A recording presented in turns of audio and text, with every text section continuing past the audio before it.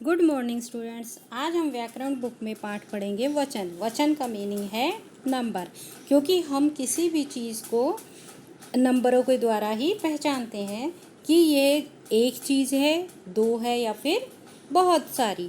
तो वचन कितने होते हैं? वचन दो होते हैं, एक वचन और बहुवचन। अब देखिए, जैसे इन्होंने उदाहरण दे रखा है, तितली उड़ रही है और तितलियां उड़ रही हैं। आपने भी फ़ोटो में देखा होगा कि जहाँ पे एक तितली है या हमें एक तितली दिखाई दे रही है, हम उसे कहते हैं एक तितली उड़ रही है। और अगर बहुत सारी तितलियाँ हों तो हम उसे कहते हैं तितलियाँ उड़ रही हैं। इसी तरीके से मछली का चित्र देखिए, मछली है, एक जहाँ दिख रही है वहाँ लिखा है मछली तैर रही है, और जहाँ पे हमें एक से ज़्यादा मछलियाँ दिख रही हैं हम उसे कह रहे हैं कि मछलियाँ तैर रही हैं। तो इससे यह पता चलता है कि कोई भी चीज़ एक हो तो उसे एक वचन कहते हैं, और कोई भी चीज़ एक से ज़्यादा हो तो उसे बहुवचन कहते हैं। अब देखिए, ऊपर दिए गए चित्रों में तितली मछली शब्द एक होने का बोध कराते हैं। बोध यानी एहसास करा रहे हैं, तथा तितलियाँ और मछलियाँ शब्द एक से अधिक या अनेक होने का बोध कराते हैं।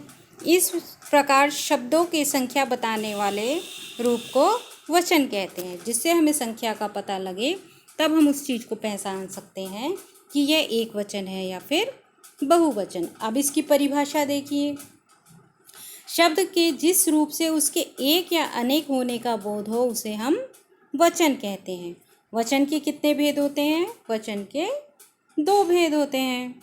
अब जैसे देखिए, एक वचन और बहुवचन। अब एक वचन का उदाहरण देखिए आप, शब्द के जिस रूप से उसके एक होने का पता चले उसे एक वचन कहते हैं। जैसे लड़की, राखी और पुस्तक। अब आप इस चित्र या फोटो में देखेंगे कि इसमें एक लड़की बनी हुई है, एक राखी है और एक ही पुस्तक या फिर किताब है, तो ये हम इन्हें एक वचन कहेंगे। अब आगे देखिए, बहुवचन कैसे होगा इन्हीं चीज़ों का। अब बहुवचन शब्द में शब्द के जिस रूप से उसके एक या अधिक होने का बोध हो तो उसे बहुवचन कहते हैं। जैसे लड़कियां, राखियां, पुस्तकें। लड़कियां, यहाँ दो लड़कियां आपको दिखाई दे रही हैं, राखी भी दो दिखाए, राखी जो है वो दो हैं तो हम उसे राखियां कहेंगे। इसी तरह से पुस्तक जो है वो दो दिखाई दे रही हैं तो हम उन्हें पुस्तकें कहेंगे।